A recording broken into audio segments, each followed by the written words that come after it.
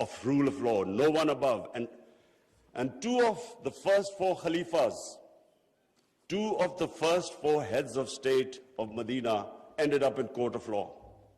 And one of the most revered and respected figures of Islam, who was the fourth Khalifa, he loses a case against a Jewish citizen because the judge refused to accept the testimony of his son. This was the justice system there, which laid the foundation of this great civilization. So what does it show? Number one,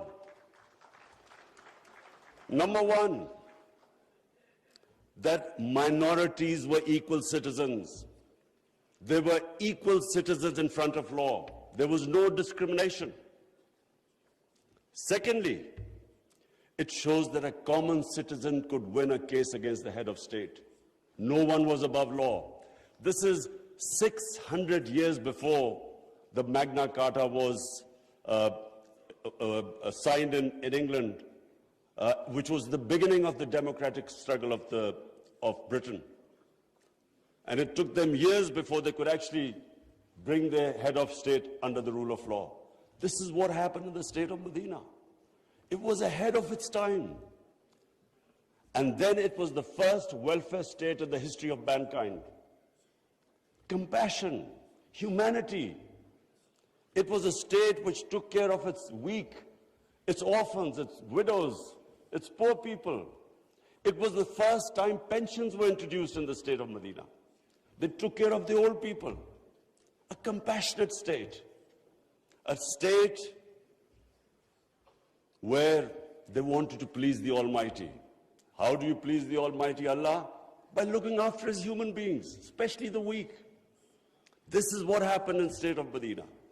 And today, I feel sad whenever I go to Scandinavia. I see what a welfare state should be in all over the Muslim world. Look at humanity there. Look at the way they look after the weak. In fact, sometimes I'm sad because they look after the animals better than some of us look after our human beings. And remember, He's Rahmatul Alameen, so whoever listened to His message, whichever human community will prosper. It doesn't matter because for all humanity, He brought the message of mercy. If you look at Switzerland, in the rule of law index, Switzerland is 99%. 99%. So with hardly any resources, it is one of the most prosperous countries in the world. So as I said, anyone who goes by the model of Medina will prosper. And then, quest for knowledge. Foreign Minister Wang Yi, you'd be surprised, one of our prophets saying, he said, even if you have to go to China to learn and quest for knowledge, you must go there. Now, first, China at that time was center of knowledge, but it meant even risking your life. Going from, at that time, Arabia to China meant you might not come back. So that was the quest of knowledge. You have to seek knowledge from cradle to grave. He sparked off this great knowledge revolution. For hundreds of years, the top scientists were Muslims because they thought quest for knowledge was a sacred duty. Look at the situation in the Muslim world today. How much do we have a quest for knowledge? And then we get so much, wherever you go, Muslims are, that we imprison our women have no rights. And sometimes, it almost seemed that the US invaded Afghanistan to liberate their women. There was no other reason except to liberate their women. Somehow our women are in prison. Let me just tell you that it was a revolutionary move by our Prophet that women were given inheritance rights. They were empowered. In Europe, even 100 years ago, the women barely got their inheritance rights. 1500 years ago, women were given their rights. And no one seems to know this. And sadly, cultural issues are equated to our religion. We cannot explain, sometimes Western people say, they confuse culture with religion. I'm sad to say in Pakistan, we discovered 70% of our women do not get inheritance rights. So we have especially had to pass law to enforce that women must get their inheritance rights. This is 1,500 years later. And no one knows this. Slaves, honorable foreign ministers, nowhere in human history has this happened. That slaves became kings. The Mamluks were slaves who became kings in Egypt. In India, there was slave dynasty that became kings. Why? Because the Prophet said, treat your slaves as family members. Best to free them, if not, treat them as equal family members. So he was the greatest human being that ever stepped foot. There'll never be a human being like them. Anyone close to the Prophet became leaders. If you read the book, The Arab Conquest, everyone became a leader, whoever was near the Prophet. And our generations don't understand that, and neither have we been able to explain to anyone else. Let's not confuse Muslim imperialism with the 10 years of Prophet in Medina. Let's not confuse that, because that was not what the Prophet preached, where the Muslims went all over the world conquering. It is not what the Prophet's, the whole revolution was of ideas.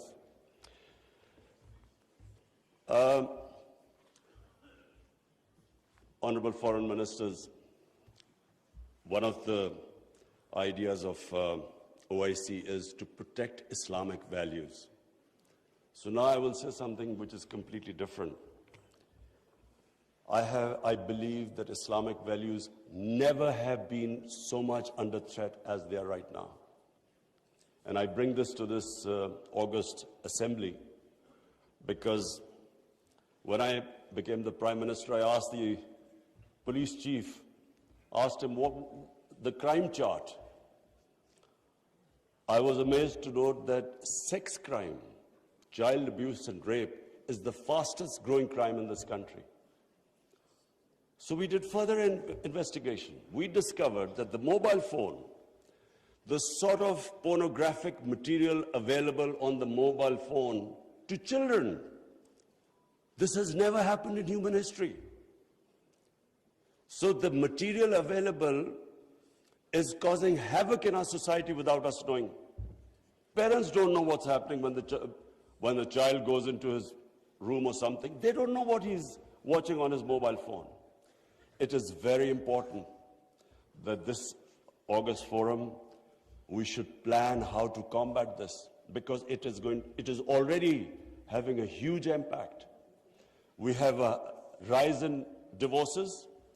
We all know that the more vulgarity, the more a society gets permissive, it has a direct impact on the family system.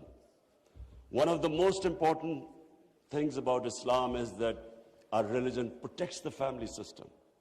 We have values like we respect parents. We have respect for our teachers.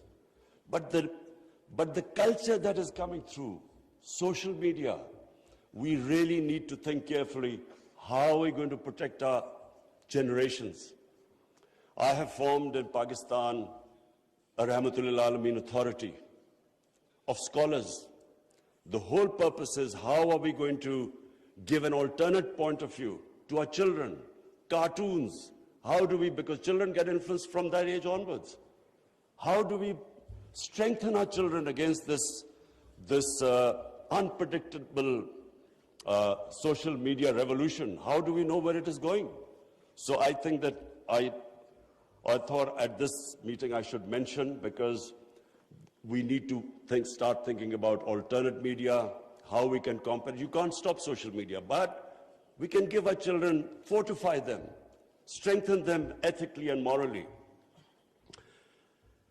Now I come to, two important political issues. One is Palestine and the other is Kashmir. Honorable Foreign Ministers, we have failed both the Palestinians and the people of Kashmir. I'm sad to say that we have been able to make no impact at all. They don't take us seriously. We are a divided house, and those powers know it. We are 1.5 billion people, and yet our voice to stop this blatant injustice is insignificant. We are not talking about conquering some country. We're simply talking about the human rights of the people of Kashmir and Palestine, the international law, which is on their side, United Nations Security Council resolutions that back their right. In Kashmir, the international community promised them the right to decide their own destiny through a plebiscite. That right was never given to them. In fact, the special status of Kashmir was taken away illegally by India on 5th August 2019. Nothing happened because they feel no pressure. They feel we can make a resolution and then, back to our usual business. I'm not talking about altering our foreign policies. All of us countries have our different foreign policies. But on core issues, I'm asking the OIC that unless we have a united front, we will keep these abuses will happen. Like in Palestine, it's daylight robbery going on in Palestine. The only hope I have is now because of social media, first time in Western countries, there's awareness of what's going on to the poor Palestinians. That is, so far, much more than the OIC. It's the mobile phone and the spread of information of the injustices being done to the Palestinians. That is the best, at the moment, the best way to protect them, not us. In Kashmir, it's a war crime, according to the 4th Geneva Convention, to change the demography of an occupied land. India is changing the demography of Kashmir by making the Muslims from a majority to a minority, by bringing in settlers from outside. This is a war crime. Yet no one is pushed about it. Neither India is pushed nor Israel, because they think we are ineffective. So, Honorable Foreign Ministers, let me just say that the way the world is headed, I'm afraid it's headed the wrong way. There's a Cold War almost started. There is a chance of world being divided into blocks. We 1.5 billion people, unless we are united, unless we take a united stand, we'll be nowhere. As what I'm scared to say where the future is headed right now. Before I come to Ukraine, I just want to talk about Afghanistan. It is extremely important that we stabilize Afghanistan. After 40 years, and no nation has suffered as the people of Afghanistan. 40 years of conflict. Finally, there is no conflict going on. The only danger now to Afghanistan is that through the sanctions and non-recognition, they might end up having a humanitarian crisis. Already the people are falling below the poverty line. Already there's a brain drain going on. So it's extremely important that we help the people of Afghanistan. And I say this because a stable Afghanistan is the only way, I repeat, it's the only way we are going to be able to stop international terrorism from Afghan soil. No other country is going to be able to do it. Let's not be delusional that some other country will come in and sort of through drones or something fight terrorism. It's not going to happen. The only hope is a stable Afghanistan government that can take care of international terrorism.